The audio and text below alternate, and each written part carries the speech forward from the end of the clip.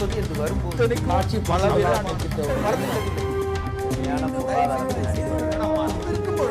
எதிர்த்து பேசிட்டு வணக்கம். நேர்பட பேச்சு நிகழ்ச்சிக்கு உங்களை அன்போடு வரவேற்கிறோம்.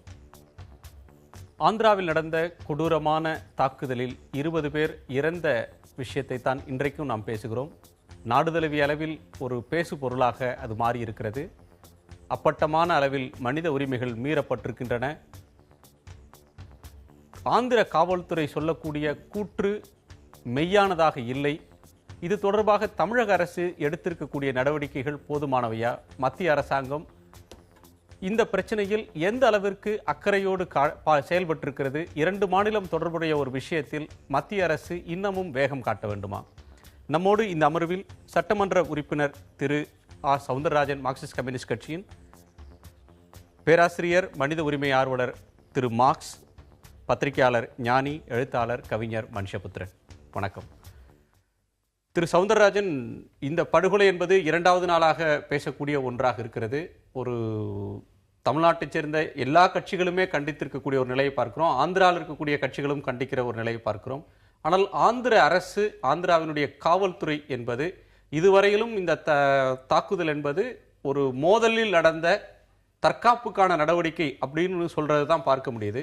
இந்த விஷயத்துல அவங்க இன்னமும் தங்களுடைய நிலைப்பாட்டில் எந்த ஒரு இடத்திலிருந்து இறங்கி வராம தங்கள் எடுத்த செயல் நியாயம்னு சொல்றத நாம் எப்படி பார்க்கிறது?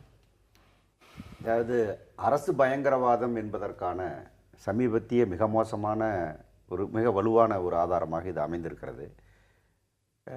அங்கு நடந்த சம்பவம், அது குறித்து ஊடகங்களிலே வரக்கூடிய பதிவுகள், படங்கள், இவை எல்லாவற்றையும் பார்த்தாலே மிக தெளிவாக தெரிகிறது.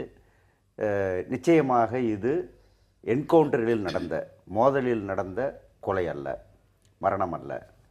இது திட்டமிட்டு ஒரு பயமுறுத்துவதற்காக, இந்த கடத்தல்களுக்கு பின்னால் இருக்கிற பெரிய மாபியா கும்பலை காப்பாற்றுவதற்காக, இதற்கு பின்னாடி இருக்கக்கூடிய வலுவானவர்கள், அரசியல் சார்ந்தவர்களாக இருப்பார்கள் அல்லது பெரும் பணக்காரர்களாக இருப்பார்கள். அது இன்னும் சொல்லப்போனால் சர்வதேச அளவிலேயே அதற்கு மிகப்பெரிய தொடர்பு இருக்கும் போல் தெரிகிறது. அவர்களையெல்லாம் காப்பாற்றுவதற்காக இந்த அப்பாவிகள் மீது இப்படிப்பட்ட ஒரு பழியை சுமத்துவதற்கு இவ்வளவு பெரிய கொலையை நிகழ்த்தி இருக்கிறார்கள். அப்பாவிகளா இல்லையா அப்படின்ற ஒன்றுக்கு மாற்று கருத்தை பலரும் முன்வைக்கிறாங்க. ஆனாலும் அதற்கு இந்த கொலை, சுட்டு கொல்வது என்பது நியாயமல்ல அப்படின்ற வாதத்தை பலரும் முன்வைக்கிற ஒரு நிலைமையை பார்க்கிறோம். தமிழக அரசு இதுல நேற்றைக்கு முதலமைச்சர் ஒரு கடிதம் எழுதினார், இந்த சம்பவம் வருத்தத்தை தருகிறதுன்னு. இன்றைக்கு பாதிக்கப்பட்ட குடும்பங்களுக்கு, இன்னொரு மாநிலத்தில் போலீஸ் தாக்குதலில் இறந்து போன அவர்களுடைய குடும்பத்துக்கு அந்த துயரத்தை கருத்தில் கொண்டு ஒவ்வொரு குடும்பத்துக்கும் 3 லட்சம் ரூபாய் நஷ்ட ஈட்டு தரோம், ஒரு இழப்பீடு தரோம் அப்படின்ற ஒரு நிலையை தமிழக அரசு எடுத்திருக்கு. தமிழக அரசின் நடவடிக்கையை நீங்க எப்படி பார்க்கிறீங்க? தமிழக அரசு அதனுடைய கடிதமே மிக மிக மென்மையாக வென்றால் அதற்காக கடுமையாக எழுத வேண்டும் என்று நான் சொல்லவில்லை. வலுவான ஒரு விசாரணை தேவைப்படுகிறது. இதில் மனித உரிமை மீறல் இருக்கிறது. இறந்தவர்கள் யாராக இருந்தாலும், என் மாநிலமோ எந்த மாநிலமோ யாராக இருந்தாலும் மிக கடுமையான ஒரு விசாரணைக்கு உட்படுத்தப்பட வேண்டிய ஒரு சம்பவம் இது என்று கூட அதிலே இல்லை. ஒரு நியாயமான விசாரணை நடத்த, ஒரு நம்பத்தக்க விரைவான விசாரணை வேணும்னு கேட்டிருக்காங்க. நம்பத்தக்க விசாரணை வேண்டும் என்றுதான் அவர்கள் கேட்டிருக்கிறார்கள்.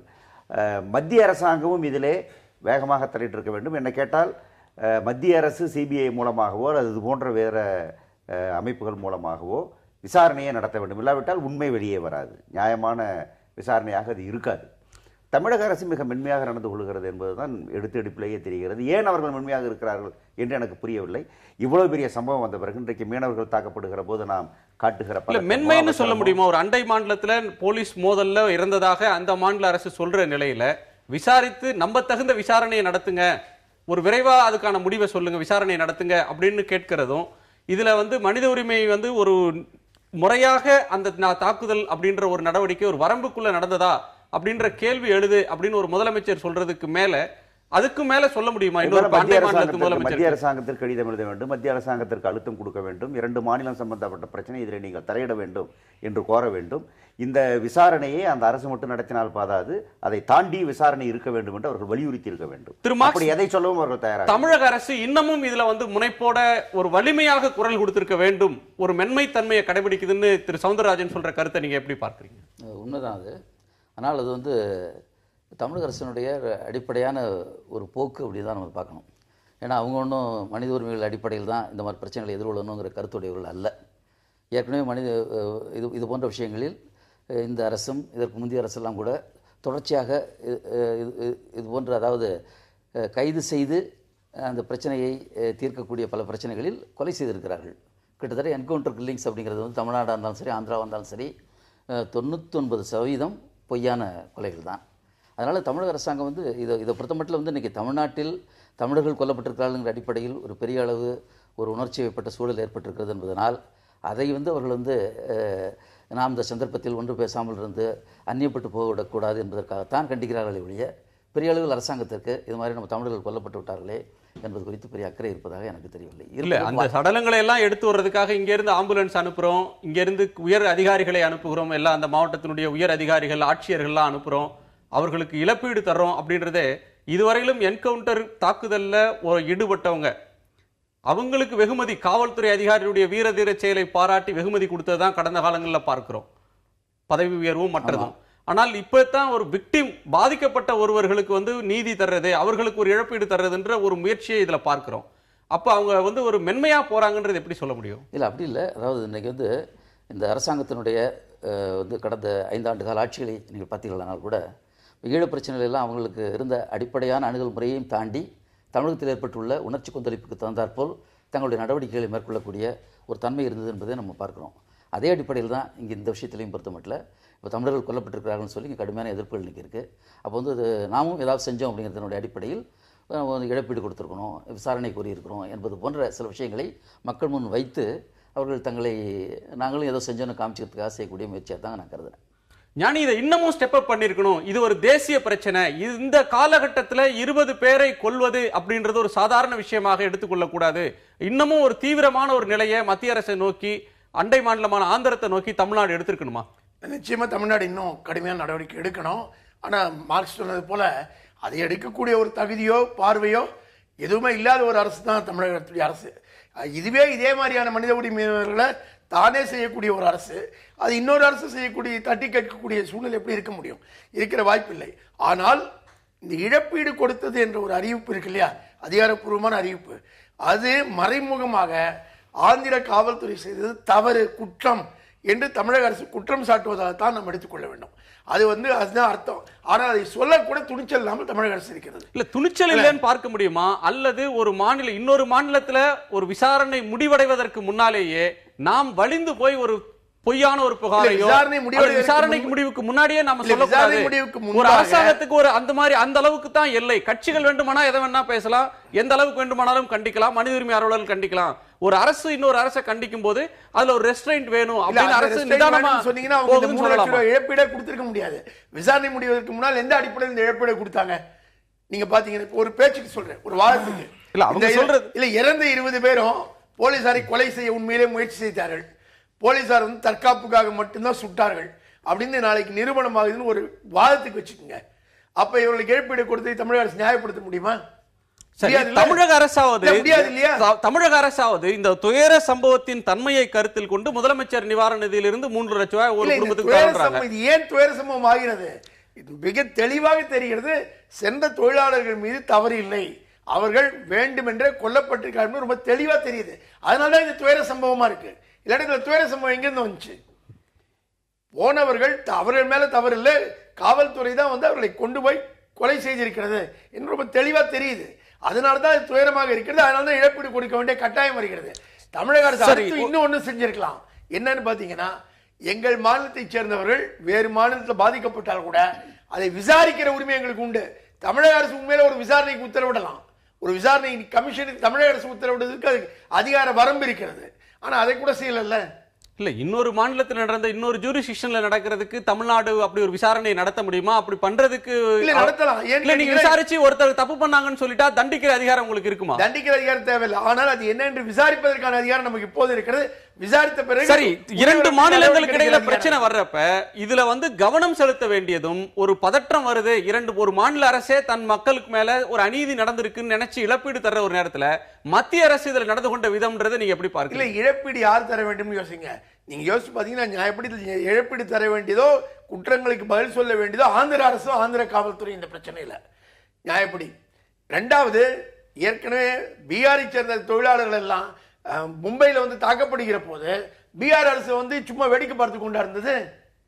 அதை பற்றி கேள்வி எழுப்பியதா இல்லையா? இங்கே கேள்வி எழுப்புகிற ஒரு பார்வையே இல்லைல்ல. மத்திய அரசை பொறுத்த மட்டும் மத்திய அரசு 2 மாநிலங்களுக்குள்ளே இந்த மோதலை பற்றி அது எந்த காலத்திலும் கவலைப்படாது. அதில் இன்னொன்று நீங்கள் கவனிக்க வேண்டும், மிக காவல்துறையினர் திட்டமிட்டு செய்தார்கள் என்று தெரியவில்லை. இந்த 20 பேர் கொல்லப்பட்ட அதே நாளிலே நீங்கள் பார்த்தீர்களானால் இன்னொரு பக்கம் தெலுங்கானாவில் சிமியை சேர்ந்து குற்றம் சாட்டப்பட்டிருந்த முஸ்லிம் இளைஞர்களும் பஸ்ல போகிற போது தப்பியோட முயற்சித்தாட்டு சொல்லி கொல்லப்பட்டிருக்கிறார்கள். ஒரே நேரத்தில் இந்த 2 அடுத்தடுத்து நடக்கிறத பார்க்கணும். நீங்க இது நடக்கிற போது மத்திய அரசாங்கத்துடைய இந்துத்துவ பார்வை உங்களுக்கு தெரியும். அவர்கள் இந்த சூழ்நிலை ஆந்திர அரசின் மீது எப்படிப்பட்ட பார்வை எடுப்பார்கள், தெலுங்கானா அரசின் மீது எப்படிப்பட்ட பார்வை எடுப்பார்கள் நமக்கு தெரியும். இல்ல, ஆந்திர அரசு சந்திரபாபு நாயுடுடைய அரசு வந்து இன்றைய நிமிடம் வரையிலும் அதற்காக இந்த சம்பவத்திற்காக 20 உயிர் பலியாகி இருக்கிறதுன்னு எந்த வருத்தத்தையும் தெரிவிக்கல. இது நடந்த செயல் தற்காப்புக்காக நடந்தது, நாட்டின் வளத்தை கொள்ளையடிச்சிட்டு போறவங்களை நாங்க சுட்டாம என்ன செய்யறது அப்படின்னு நியாயப்படுத்துற ஒரு துணியை தான் பார்க்கிறோம்.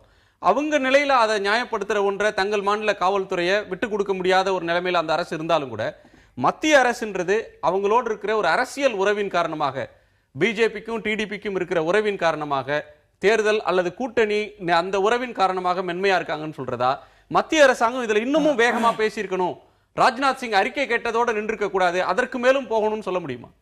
இல்லை, நீங்கள் வந்து பார்த்தீங்கன்னா இதில் ஏதோ மத்திய அரசுக்கோ அல்லது தமிழக அரசுக்கோ அதில் வந்து ஒரு கொள்கை சார்ந்து ஒரு நிலைப்பாடு இருக்கிற மாதிரி ஒரு அர்த்தத்தில் நம்ம இதை பேசுகிறோம். வந்துட்டு பொதுவாக நம்மளுடைய கிரிமினல் ஜஸ்டிஸ் சிஸ்டத்தை இவங்க எந்த அளவுக்கு மேனிப்புலேட் பண்ணலாங்கிறதுல எந்த ஸ்டேட் கவர்மெண்ட்டும் சென்ட்ரல் கவர்மெண்ட்டுக்கும் எந்த வித்தியாசமும் கிடையாது. வந்துட்டு அப்படி நீங்கள் பார்க்குறப்போ வந்துட்டு தமிழக அரசாங்கத்தையும் நீங்கள் எடுத்துக்கங்க.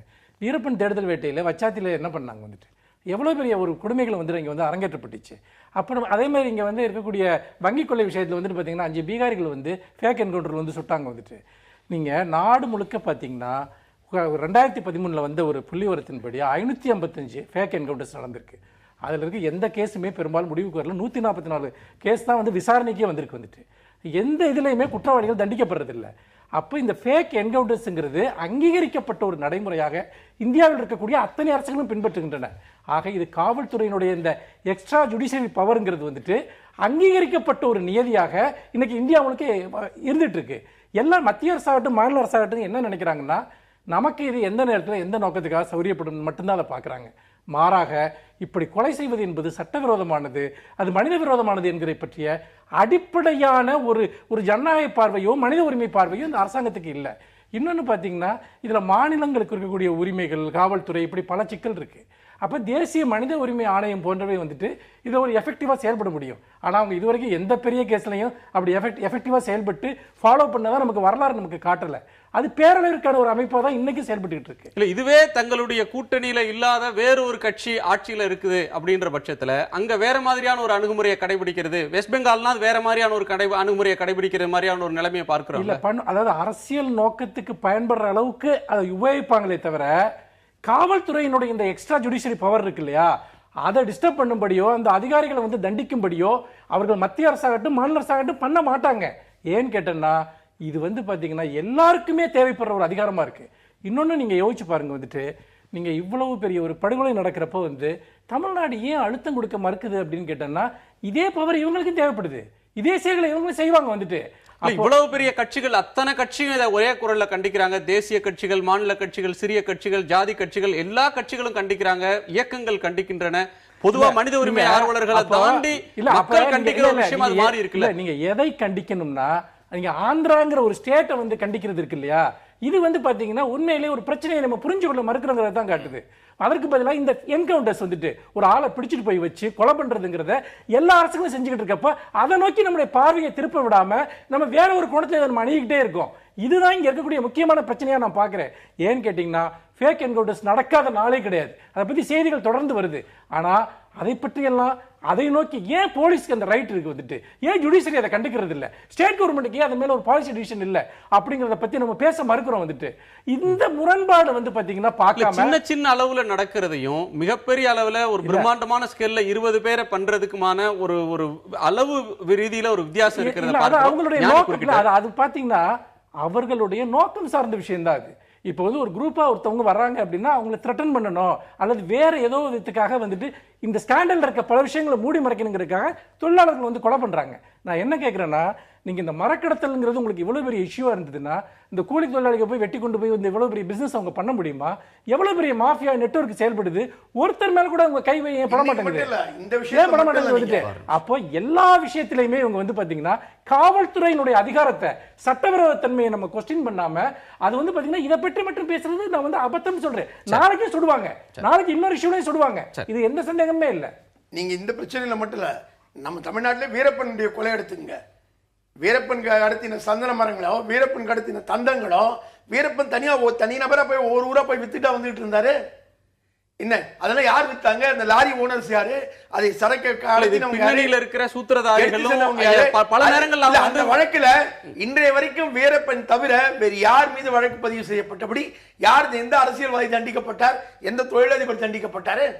அதேதான் இங்க செம்மர கடத்தலின் பிரச்சனையில வருது. இவர்களை கொல்லாமல் பிடித்திருந்தால் எய்தவர்களை ஏவியவர்களை பிடிக்க முடியும். அது வந்து ஏன் அவங்க செய்ய வெட்டி கொண்டிருக்கிறார்கள். இப்போது வாச்சாத்தியில இவ்வளவு பெரிய கொடுமை, மிகப்பெரிய கொடுமை நடந்தது. அப்போது நஷ்டஈடு தரவில்லை என்பது மட்டுமல்ல, நீதிமன்றம் தீர்ப்பு கொடுத்த பிறகும் அந்த பணத்தை கொடுக்கவில்லை. அதற்கு பிறகு கண்டெம்ட் போட்டு அதற்கு பிறகு கொடுக்க வேண்டும் என்ற நிலை ஏற்பட்டு அப்போதும் கொடுக்கவில்லை. சட்டமன்றத்தில் தகராறு செய்த பிறகு நாங்கள் கொடுப்பதற்கு ஏற்பாடு செய்கிறோம் என்று கொடுத்த அரசு தான் இந்த அரசு. இன்றைக்கு அவர்கள் கொடுப்பது போவது என்பதுங்கிறது ஒரு தன்னார்வ தொண்டு நிறுவனமே கூட இதை செய்துவிட்டு போகும். பணம் கொடுக்கட்டும், கொடுக்க வேண்டும், தேவை. ஆனால் இதற்கு பின்னால் இந்த மனித உரிமை மீறல் என்பது, அரசு பயங்கரவாதம் என்பது, மரண தண்டனையே இப்போது கூடாது என்று வலுவாக வாதிட்டு கொண்டிருக்கிற ஒரு காலத்தில் ஒரு காவல்துறையை சார்ந்தவர் நினைத்தால் ஒருவனை கொன்று விட்டு போகலாம், 20 பேரை கொன்று விட்டு போகலாம் என்கிற ஒரு நிலைமை ஏற்படுவது எப்படி ஏற்பது? எங்கே பதட்டம்?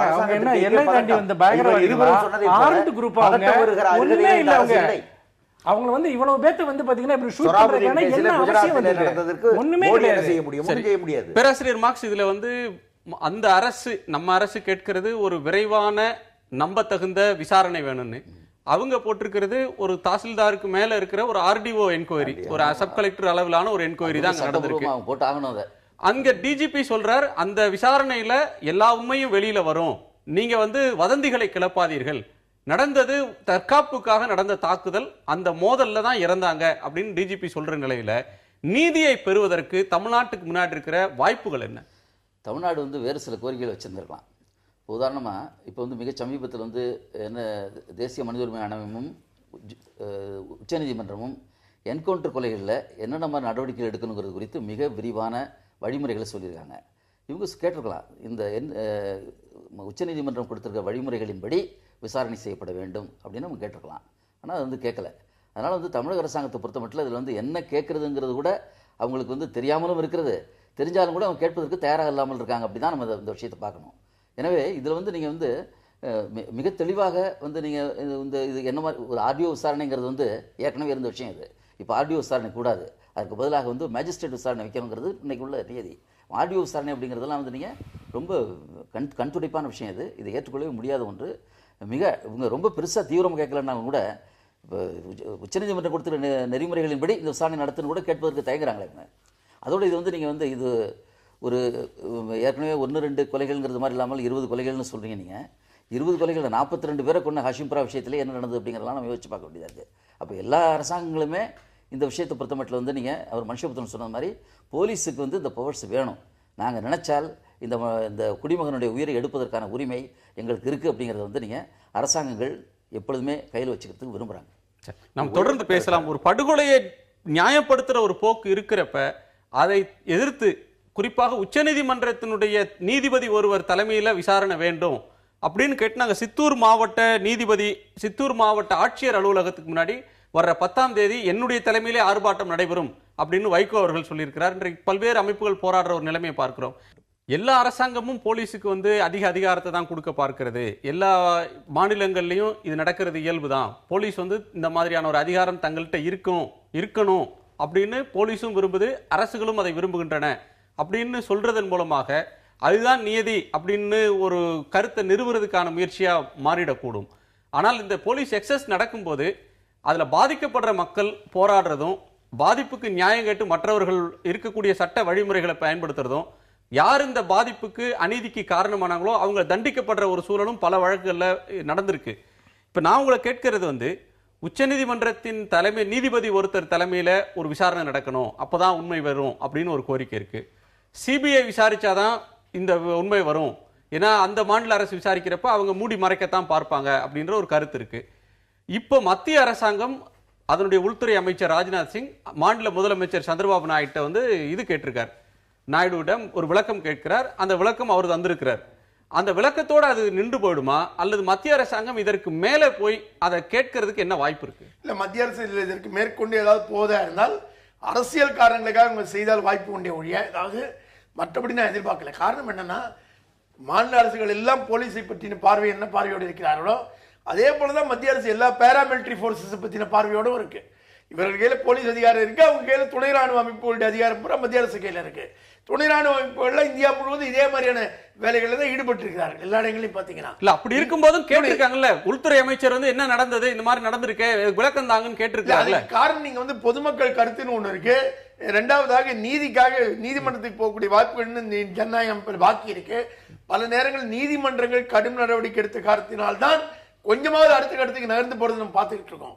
இப்ப மார்க்ஸ் சொன்ன போது கூட உச்ச நீதிமன்ற நெறிமுறைகளை சொல்றாருல்ல, ஏதாவது வந்து மத்திய அரசு தொடர்பாக வெளியிட்டிருக்கிற நெறிமுறைகளை நம்ம சொல்றதுக்கு ஏதாவது இருக்கா? ஒண்ணுமே கிடையாது. உச்ச நீதிமன்ற நெறிமுறை கொடுத்த பிறகுதான் அது நமக்கு ஸ்டாண்டர்டா இருக்கு இன்னைக்கு. அப்ப மீண்டும் மீண்டும் எல்லாவற்றுக்கும் நீதிமன்றத்துக்கு போகணும்னா யார் போறாங்க? மனித உரிமை ஆர்வலர்கள் தான் போய்கிட்டு இருக்காங்க. ஆனால் இந்த கட்சிகளோ அல்லது இந்த அரசியல் தலைவர்களோ அல்லது இந்த அரசாங்கத்தை நடத்தக்கூடிய அரசாங்க அதிகாரிகளோ அவங்க யாரும் இந்த சட்டத்தை மதிக்கிற சூழ்நிலையே இன்னைக்கு இல்லை. அப்ப நீதிமன்றத்துக்கு மீண்டும் மீண்டும் இந்த விஷயங்களுக்கு போக வேண்டியிருக்கு. இந்தியா முழுவதும் வனத்துறை செயல்பாடு என்பதே ஒட்டுமொத்தமாகவே நம்ம வந்து அரசு ஆராயப்பட வேண்டிய விஷயமா இருக்கு. எல்லா இடங்களையும் வனத்துறையும் பொதுமக்களுக்கு இடையில இருக்கிற உறவு, மக்கள் அங்கே ஏழை மக்கள் அங்கே படுத்தப்படுகிற பாடு, இது எல்லாமே ஆராயப்பட வேண்டியிருக்கு. இது ஒரு சின்ன ஒரு மிகப்பெரிய பிரம்மாண்டமான ஒரு பிரச்சனையுடைய ஒரு வெளிப்பாடு தான் நம்ம இங்க பார்க்கிறோம். ஆனால் இதுவே ஒரு கொடூரமான வெளிப்பாடா இருக்கு. திரு சவுந்தரராஜன், இதுல மத்திய அரசாங்கம் விளக்கம் கேட்கிறது, அந்த மாநில அரசு விளக்கம் தருகிறது, அத்தோட இந்த பிரச்சனை முடிஞ்சிருமா, அல்லது அதற்கு மேல பாதிக்கப்பட்டவர்களுக்கான நியாயம்? ஒரு 21ஆம் நூற்றாண்டுல இவ்வளவு தகவல் தொடர்பு சாதனங்கள் வெளியாகி இவ்வளவு ஊடகங்கள் விழிப்பாக இருக்கு, மனித உரிமை அவேர்னஸ் அதிகமா இருக்கு, இந்த காலகட்டத்தில் இப்படி ஒரு பாதகமான செயல் நடந்திருக்குது அப்படின்றப்போ அதுக்கு நியாயம் பெறுவதற்கு என்ன மாதிரியான விசாரணை வழிமுறைகள் இருக்கு? அந்த மாநில அரசு ஒத்துழைக்க மறுக்கிற பட்சத்தில் அதற்கு மேல தமிழ்நாடு அரசும் மத்திய அரசும் என்ன செய்யணும்னு எதிர்பார்ப்பீங்க? அதாவது மத்திய வனம் அப்படிங்கிறது, சுற்றுச்சூழல் என்பது மத்திய அரசாங்கத்தோடும் சம்பந்தப்பட்ட விஷயம். முக்கியமாக சட்டம் ஒழுங்கு என்பது முழுக்க முழுக்க மாநில அரசாங்கம் சம்பந்தப்பட்ட விஷயம் என்று இவர்கள் வாதிடுவதற்கு வாய்ப்பு இருக்கிறது. ஆனால் மத்திய அரசாங்கம் இவ்வளவு பெரிய சம்பவம் நடந்திருக்கிறது, 20 பேர் கொல்லப்பட்டிருக்கிறார்கள், காவல்துறை அதிலே கடுமையான கேள்விக்கு ஆளாகி கொண்டிருக்கிறது என்று வருகிற போது மத்திய அரசாங்கம் அழுத்தம் கொடுக்க முடியும். நீங்கள் ஒரு உயர்நீதிமன்ற அல்லது உச்சநீதிமன்ற நீதிபதிகள் மூலமாக ஒரு விசாரணையை நடத்துங்கள், நிராகரித்தால் பொறுப்பு சந்திரபாபு நாயுடுக்கு போய்விடும். ஆனால் அவர்கள் கேட்க முடியும், அவர்கள் சொல்ல முடியும். அதை சொல்லுவதற்கு அவர்கள் முன்வர வேண்டும், அந்த அழுத்தத்தை அவர்கள் தர வேண்டும். இதிலே காவல்துறை அத்துமீறி இருக்கிறது, மனித உரிமை மீறப்பட்டிருக்கிறதா என்ற அந்த 2 விஷயங்களும் இப்போது ஊருக்கு தெரிந்தாக வேண்டும். மேற்கொண்டு இது போன்ற சம்பவங்கள், ஏவியர்களை விட்டுவிட்டு ஏவப்பட்டவர்களை அம்புகளை மட்டுமே பிடித்து கொள்ளுவது என்கிற அந்த இதற்கு ஒரு முடிவும் வேண்டும். அதற்குரிய வகையிலே மத்திய அரசாங்கம் நடவடிக்கை எடுக்க முடியும், நடவடிக்கை எடுக்க வேண்டும். ஒரு அளவுக்கு மேல் மாநில அரசாங்கத்தின் மீது அவர்கள் தலையிட முடியாது என்று இருந்தாலும் கூட உச்சநீதிமன்ற நீதிபதி அல்லது உயர்நீதிமன்ற நீதிபதி, குறைந்தபட்சம் ஒரு அமர்வு நீதிபதி இதை விசாரிக்க வேண்டும், ஒரு குறிப்பிட்ட கால எல்லைக்குள்ளாக இதை அவர்கள் விசாரித்து முடிவு தெரிவிக்க வேண்டும் என்று அவர்கள் சொல்ல முடியும், சொல்ல வேண்டும். வாச்சாத்தியில் இப்போ ஞானி அவர்கள் குறிப்பிட்டார்கள் எந்த அரசியல் கட்சி நடவடிக்கை. இப்போ வாச்சாத்தி பிரச்சனையில் நல்லசிவன் மார்க்சிஸ்ட் கட்சியினுடைய மாநில செயலாளர் என்கிற அந்த அதிகாரத்தோடு தான் உயர்நீதிமன்றத்தை அணுகினார், ஒரு ரிட்டு போட்டார். அந்த ரிட்டு அடிப்படையில் வழக்கு நடந்தது, 20 ஆண்டுகள் நீடித்தது.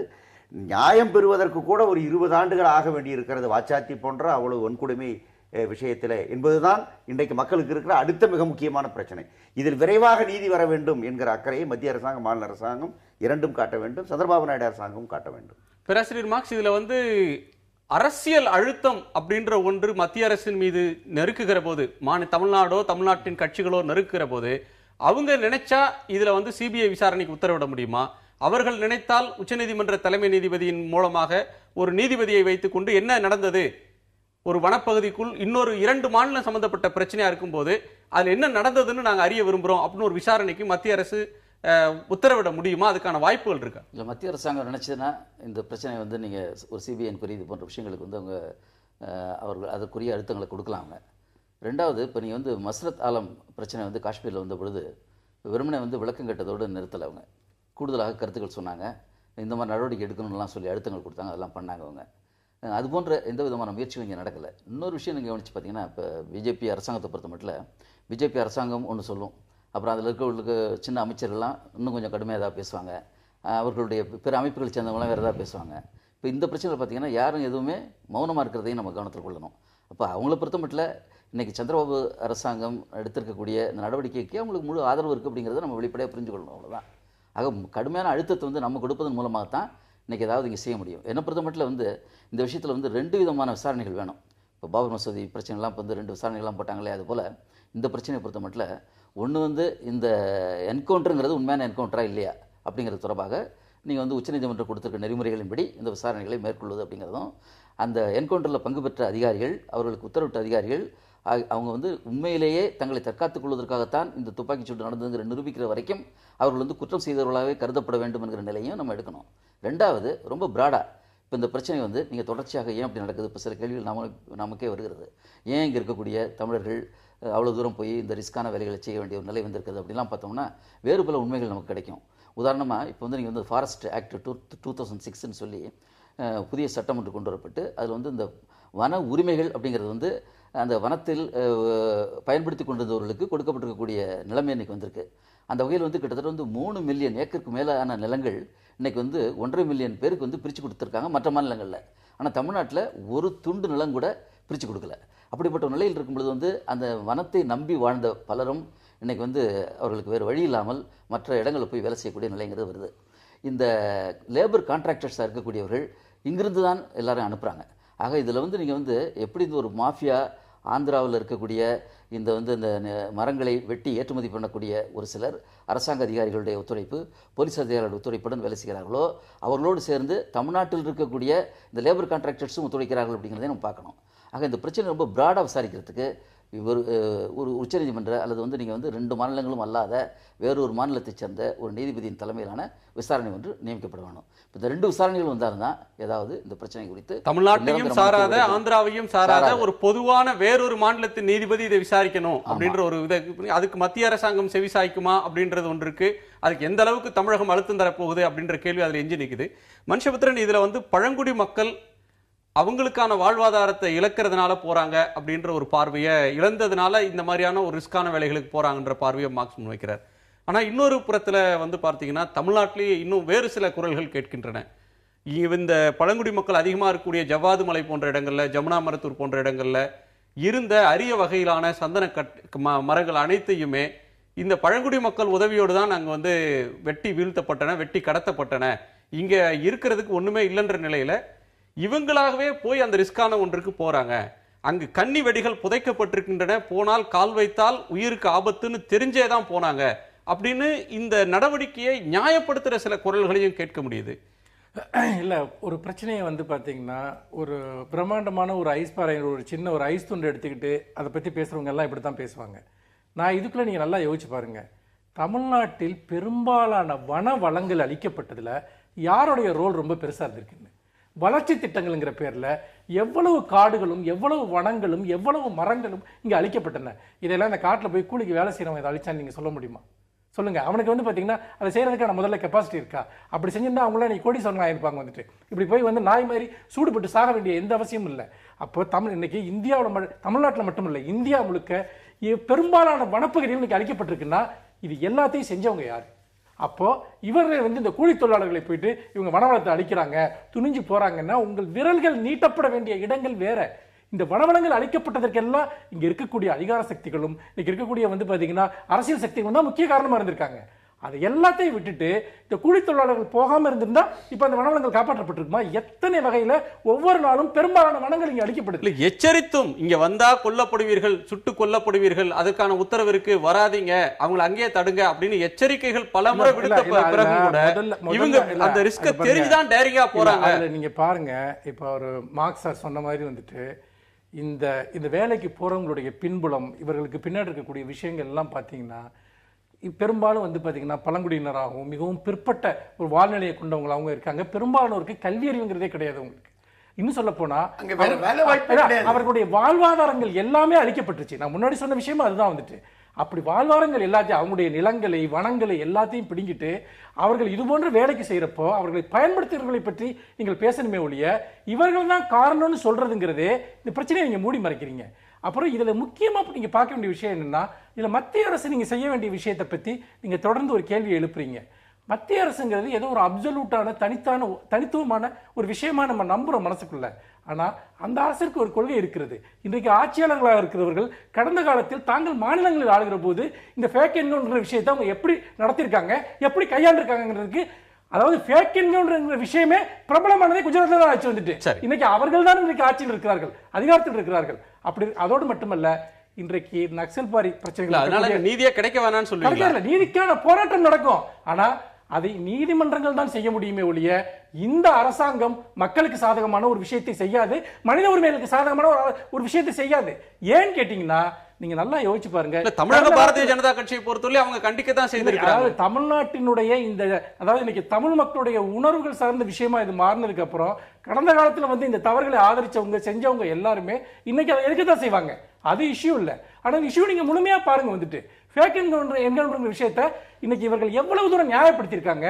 அது பொதுமக்கள்கிட்ட வந்து பாத்தீங்கன்னா அதுக்கான ஒரு அங்கீகாரத்தை தேடி கொடுத்தவங்க யாரு? மக்கள்கிட்ட வந்து அதை பிரபலப்படுத்துறது எல்லாமே இவங்க தான். அவங்க என்ன பண்ணாங்கன்னு கேட்டீங்கன்னா, இந்த மாதிரி ஆளுங்களை கொன்னாதான் பயப்படுவாங்க அப்படிங்கிற பேர்ல இவர்கள் தொடர்ந்து இதை வந்து இந்த பிரச்சாரத்தை மக்கள்கிட்ட கொண்டு போயிருக்காங்க. இன்னொரு விஷயம், ஒரு என்கவுண்டரை இன்னொரு என்கவுண்டரோட ஒப்பிட முடியுமா அப்படிங்கற ஒரு கேள்வி இருக்கு. இன்னொரு விஷயம் குணசேகரன், நீங்க சுட்டுக் கொள்வதற்கான உத்தரவு இருந்தும் அவர்கள் வந்தார்கள் அவங்க ஒரு கூற்று வைக்கிறாங்க இல்லையா? எப்படி உத்தரவிட முடியும்? சுட்டுக் கொள்றதுங்கிற ஆர்டரே வந்து பாத்தீங்கன்னா காவல்துறையினர் வந்து பாத்தீங்கன்னா அவர்களுக்கு ஒரு பெரிய நெருக்கடி ஏற்படுறப்போ, ஒரு பயங்கரவாத தாக்குதல் நடக்கிறப்போ அந்த ஸ்பாட்ல முடிவு பண்ண வேண்டிய விஷயம். நீங்க ஒரு மரவெட்டு வந்த ஒருத்தன் வந்து நீங்க சுட்டுக் கொள்றதுக்கு ஒரு ஆர்டர் போடுறதுங்கிறது நம்முடைய நீதி அமைப்புக்கு எதிரானது, சட்டத்துக்கு விரோதமானது. அந்த உத்தரவை முதல்ல தவறானது. ஆனா இன்னைக்கும் பாருங்க, இன்னைக்கு 2000-3000 கைதிகள் தமிழ்நாட்டில இருந்து போனவங்க அன்னைக்கு வந்து ஆந்திராவில் வந்து சிறையில் வாடிக்கிட்டு இருக்காங்க. 2 வனத்துறை அதிகாரிகள் வந்து யாரோ கொண்டாங்கன்றதுக்காக பஸ் ஸ்டாண்ட்ல லாட்ஜில் தங்கி இருந்த தொழிலாளர்கள்லாம் கொண்டு போய் அரெஸ்ட் பண்ணி வச்சு அவங்கள கோர்ட்ல வந்து ப்ரொடியூஸ் பண்ண முடியல. ஒரு கிரவுண்ட்ல கொண்டு போய் ஆட்டு மந்த மாதிரி நிறுத்தி அங்க வந்து பாத்தீங்கன்னா மாஜிஸ்ட்ரேட்டை கொண்டு வந்து விசாரணை நடத்துறாங்க. வந்துட்டு இப்படிப்பட்ட கொடுமை நடந்துகிட்டு இருக்கு. இதை நம்ம கேட்க தயங்குறோம். வந்து பாத்தீங்கன்னா ஏன் அவர்களுக்காக நம்ம ஒரு வக்கீல் வைக்க கூடாது? மாநில அரசாங்கம் வந்துட்டு அவர்களுக்காக வாதாடக்கூடாதா? அவ்வளவு பேர் எந்த குற்றமும் செய்யாத அந்த 2 வனத்துறை அதிகாரிகளும் கொல்லப்பட்டதுக்கு அவங்களுக்கு எந்த சம்பந்தமும் இல்லாத சாதாரண மக்கள்லாம் கொண்டு போய் வச்சு 2000 பேர் அடைச்சு வச்சிருக்காங்க. இன்னைக்கு 400 பேர் அரெஸ்ட் பண்ணாங்க. வந்துட்டு ஒரே டைம்ல 400 பேர் சேர்ந்து அவங்க போய் எரிச்சாங்களா? அப்போ ஒரு ஐடென்டிட்டி, இவர்கள் ஒருத்தர் தவறு செஞ்சிருந்தா, ஒரு 10 பேர் தவறு செஞ்சிருந்தா ஒரு சோசியல் குரூப்பே வந்து அட்டாக் பண்றது, இதுதான் நடக்குதுங்க. திருடுவது, செம்மரம் மட்டல எம்மரத்தை வெட்டுவதும் தப்பு தான். அப்படி தப்பு பண்றவங்களுக்கு தண்டனைன்னு ஒன்று இருக்கு. தப்பு பண்றவங்களுக்கு நம்முடைய நீதித்துறை மூலம் நம்முடைய சட்ட ஒழுங்கு வகையில் என்ன செய்ய வேண்டும் என்பதற்கு வழிமுறை இருக்கிறது. சுடுவதற்கு எங்கே இடம் இருக்கிறது? அவர் வெட்டியது குற்றம், தவறு, திருடர்கள் என்றெல்லாம் இவர்கள் சொல்லுவதை ஒத்துக்கொண்டாலும் சுடுவதற்கு எங்கே உரிமை இருக்கிறது உங்களுக்கு? ஆகவே நீ சுடுவது நாங்கள் என்கவுண்டரில் சுட்டோம் என்று பாதுகாப்புக்கு சுட்டோம் என்றால் சரியான விசாரணை வையுங்கள், உயர்நீதிமன்ற நீதிபதியை வையுங்கள், உச்சநீதிமன்ற நீதிபதியை வையுங்கள், சந்திரபாபு நாயுடு அவர்களை ஏற்பாடு செய்யட்டும். சாதாரணமாக காவல்துறையின் அத்துமீறல் வருகிற போது எல்லா சந்தர்ப்பங்களிலும் சட்டமன்றமாகட்டும் நாடாளுமன்றமாகட்டும் அதே காவல்துறை அதிகாரிகள் எழுதி கொடுப்பதை படிப்பது என்பதுதான் பிரிட்டிஷ்காரன் காலத்திலிருந்து இந்த நிமிடம் வரை ஆட்சியாளர்களுடைய அணுகுமுறையாக இருக்கிறது.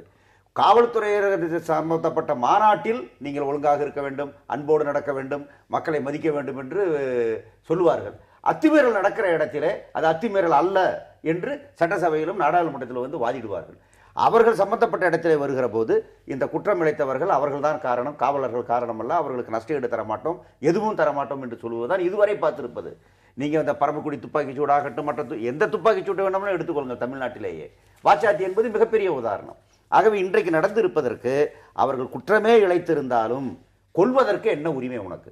சரி, கொல்லப்பட்டிருக்கிறார்கள், அதற்கான நீதியை பெறுவதில் நாம தமிழ்நாடும் சரி அல்ல தமிழ்நாட்டுக்கு வெளியில் இருக்கக்கூடிய மனித உரிமை ஆர்வலர்களும் சரி என்ன நடவடிக்கை எடுக்க போறாங்க அப்படின்றதான் இப்ப இருக்கக்கூடிய கேள்வி. ஆந்திராவில் கொல்லப்பட்ட 20 பேர் படுகொலைக்கான நீதி அதை பெற்றுத் தருவதில் மத்திய அரசாங்கத்தின் அணுகுமுறையை பற்றி கேள்வி எழுப்பியிருந்தோம். மத்திய அரசாங்கத்தின் அணுகுமுறை வரவேற்கத்தக்கது என 18% நேயர்களும், கண்டிக்கத்தக்கது என 58% நேயர்களும், பாரபட்சமானது என 24% நேயர்களும் கருத்து தெரிவித்திருக்கிறார்கள். அந்த நேயர்களுக்கு நன்றி.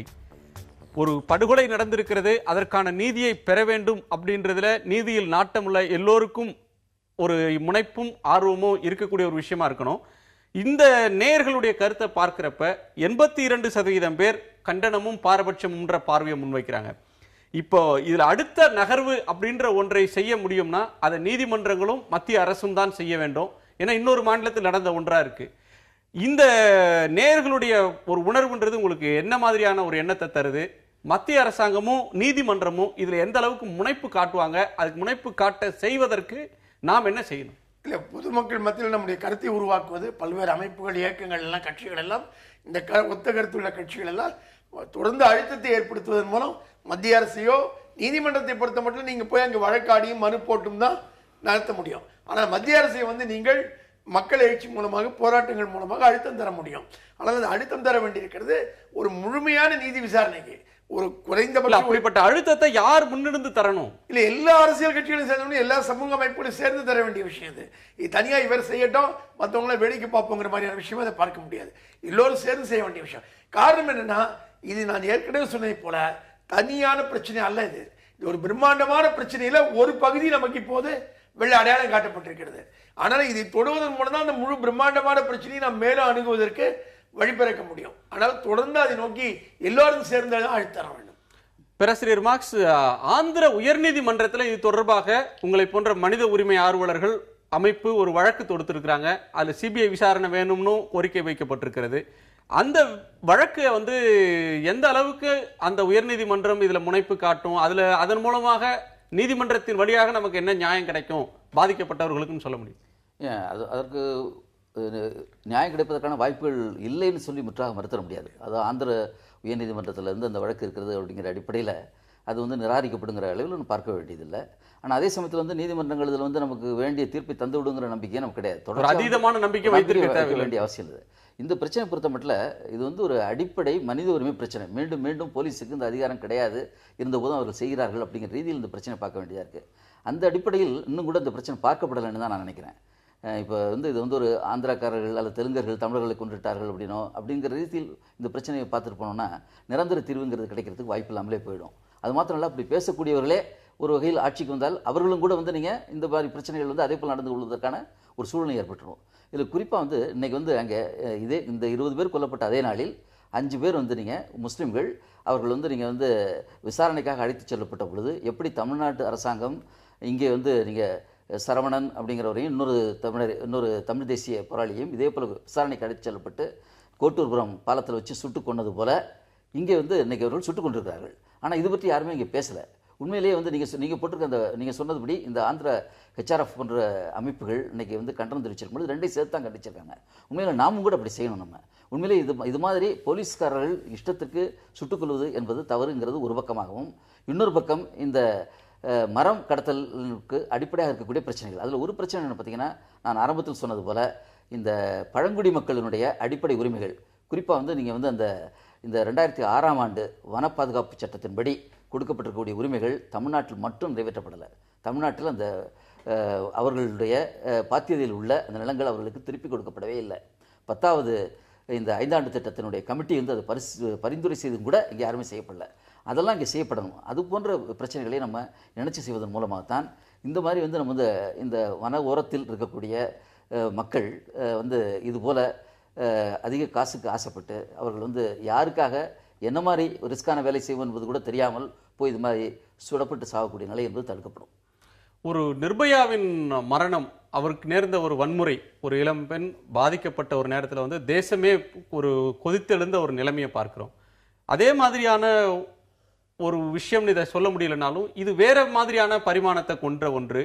தவறு செய்யக்கூடிய நபர்கள் தவறான ஒரு விஷயத்துக்கு சென்றார்கள் அப்படின்னு எடுத்துக்கொண்டாலும் கூட காக்கை குருவிகளை சுட்டது மாதிரி ஒரு 20 பேர் பெரும்பாலும் இளைஞர்கள் சுட்டுக் கொல்லப்பட்டிருக்காங்க. சாதாரண சமூக பின்புலத்திலிருந்து பழங்குடியினர், மிக பிற்படுத்தப்பட்டவங்க அப்படி போறதுனால அல்லது ஏழைகள் அப்படின்றதுனால இந்த பிரச்சனைன்றது ஒரு சமூகத்தோட மனசாட்சியை உழுக்க மறுக்குதா? அதாவது அந்த நிர்பயா ஒரு சம்பவத்தினுடைய கொடூரம், ஒரு பெண் என்ற ஒரு பரிணாமத்திலிருந்து மத்தியதர வர்க்கத்தை சார்ந்தவர்கள் அதை எதிர்த்து கொதித்தார்கள். அது பெரிய ஒரு பரிணாமத்தை பெற்றது. இந்த மக்களுடைய பிரச்சனை முன்னுக்கு வராமல் இருப்பதற்கு காரணம் அவர்கள் மீது அவர்கள் குற்றவாளிகள், திருடர்கள் என்ற முதலில் ஒரு பழியை சொல்லி, நாயை கொள்வதற்கு முன்னால் அது வெறிபிடித்த நாய் என்று சொல்லுங்கள் என்று சொல்வதைப் போல அப்படி அவர்கள் மீது சொல்லியிருப்பது ஒன்று. இரண்டாவது, காலம் காலமாக பல்லாயிரக்கணக்கான ஆண்டுகளாக அவர்கள் அடக்கி ஒடுக்கி வைக்கப்பட்டிருக்கிற, பிறப்பால் இழிவுபடுத்தப்பட்டிருக்கிற ஒரு இனத்தை சார்ந்தவர்கள். அவர்கள் செத்தால் ஒன்றும் பெரிய பிரச்சனை இல்லை என்பது போல மனுசாஸ்திரத்திலேயே இருக்கிறது. இவருக்கு என்ன தண்டனை, அவருக்கு என்ன தண்டனை, என்ன செய்ய வேண்டும் என்று. அதை போன்ற ஒரு மனோநிலை இப்போதும் நம்ம ரத்தத்தில் கலந்து ஓடிக்கொண்டிருக்கிறதோ என்று கருதத்தான் வேண்டியிருக்கிறது. 20 பிணங்கள் விழுந்த பிறகும் கூட அது நம்முடைய மனசாட்சியை உழுக்கவில்லை. ஏன் இவ்வளவு பெரிய கொலையை செய்கிறேன், இந்த அதிகாரம் எங்கிருந்து வந்தது என்று கேட்கிற துணிவு நமக்கு வரவில்லை என்பது அந்த சமூக பின்புலத்தோடு யோசிக்க வேண்டிய ஒரு பிரச்சனை தான் அது. இதுவே வேறொருவருக்கு நடந்திருந்தால், வேறொரு இனத்தை சார்ந்தவருக்கு நடந்திருந்தால் அது வேறு விதமாக இருந்திருக்கும் என்றுதான் கருத தோன்றுகிறது. ஆகவே இந்த பழங்குடியின மக்கள் என்பதால் தான் இந்த பிரச்சனை இவ்வளவு அழுத்தம் பெறாமல் இருக்கிறது என்பதை மறுப்பதற்கில்லை. இப்போது நம்முடைய ஜனநாயக அமைப்புகள், அரசியல் கட்சிகள், மற்றது சித்தூர் மாவட்ட செயலாளர் எங்களுடைய குமார் ரெட்டி என்பவர் மார்க்சிஸ்ட் கம்யூனிஸ்ட் கட்சி ஸ்பாட்டுக்கு சென்று பார்த்துவிட்டு இது முழுக்க முழுக்க போலி என்கவுண்டர், இது படுகொலை என்று அவர் சொல்லியிருக்கிறார். அவர்கள் நடவடிக்கை எடுப்பார்கள். அதே போல இங்கும் நாம் நடவடிக்கை எடுக்க வேண்டி இருக்கிறது. நீதிமன்றத்தை அணுகுவது போன்ற எல்லா துறைகளிலும் நடவடிக்கை எடுக்க வேண்டும். உங்கள் கருத்து சுருக்கமான இல்லை, இது பார்த்தீங்கன்னா இந்த பிரச்சனை வெறுமனே இதோடு முடியக்கூடிய பிரச்சனை இல்லை. நம்ம நீதிமன்றத்திற்கு ஒரு மிகப்பெரிய நீண்ட போராட்டத்தை, இப்போ வச்சாத்தி விஷயத்தில் நடத்தின மாதிரியான நீண்ட போராட்டத்தை இங்கே இருக்கக்கூடிய அமைப்புகள் நடத்தணும். அதன் மூலமாக தான் இதுக்கு ஒரு நீதி கிடைக்குங்கிறதுல எந்த சந்தேகமும் இல்லை. நீதி கிடைக்காம போகிறதுக்கான காரணங்களே நம்ம நீதி அமைப்பை உருவாக்கி வச்சிருக்கு. ஆனால் இவர்களுடைய பிரச்சனை ஏன் பேசப்படுவதில்லைன்னா, எதை பேசணும் எதை பேசக்கூடாது என்பதை இங்கே இருக்கக்கூடிய இயக்கங்களும் ஊடகங்களும் தான் தீர்மானிக்கின்றன. 1000 பாலியல் வன்கொடுமைகள் நடந்தாலும் நிர்பயாவோட விஷயம் மட்டும் பேசப்பட்டு அதற்கு முன்னும் பின்னும் நடந்த எத்தனையோ விஷயங்கள் மறக்கப்பட்டு விட்டன. நீங்கள் வடகிழக்கு மாநிலங்களில் இது ஆதிவாசிகளுடைய பிரச்சனை என்பது நக்சல்பார் இயக்கம் என்கிற ஒரு விஷயம் வந்ததுக்கு அப்புறம் தான் தேசிய ஒரு விவாதமாக மாறுது. அது வரைக்கும் வனவளங்கள் சூறையிடப்பட்டதோ ஆதிவாசிகள் கொல்லப்பட்டதோ இங்கே ஒரு பிரச்சனையாக மாறல. அதே மாதிரி இவர்கள் ஒரு பொலிட்டிக்கலி ப்ரெஷரிங் குரூப்பாக இல்லாதனால இவர்கள் கொல்லப்பட்டாலும், போலியா ஆயிரக்கணக்கான சிறையில் அடைக்கப்பட்டாலும் இவர்களுக்காக பேசுகிறவர்கள் யாருமே இல்லை. இன்றைக்குத்தான் இவர்கள் இத்தனை பேர் இவ்வளவு கொடுமைகளை அனுபவித்திருக்கிறார்கள் என்ற விஷயமே பொதுவெளிக்கு வந்திருக்கிறது. இதற்கு இவர்களுடைய உரிமைகளுக்கான போராட்டம் என்பதை முன்னெடுப்பது என்பது எல்லாருடைய ஒரு பிரச்சனை, எல்லாருடைய ஒரு முன்னுரிமையாக இருக்கணும் அப்படின்னு நான் நினைக்கிறேன். உங்கள் நாளுடைய வருகைக்கும் கருத்து பகிர்வுக்கும் நன்றி. அடுத்தடுத்த நாட்களில் மத்திய அரசும் தமிழக அரசும் ஆந்திர அரசும் எப்படி இந்த பிரச்சனையை கையாளப் போகிறார்கள், எந்த அளவுக்கு இந்த மனித உரிமை பார்வையோடும் மனிதாபிமான கண்ணோட்டத்தோடும் நீதி சார்ந்த ஒரு எண்ணத்தோடும் நடந்து கொள்ளப் போகிறார்கள் என்பதை பார்க்கலாம். உங்கள் வருகைக்கு நன்றி. மீண்டும் சந்திப்போம். நன்றி, வணக்கம். எதிர்த்து பேசிட்டு நாட்டில் வழியை தவிர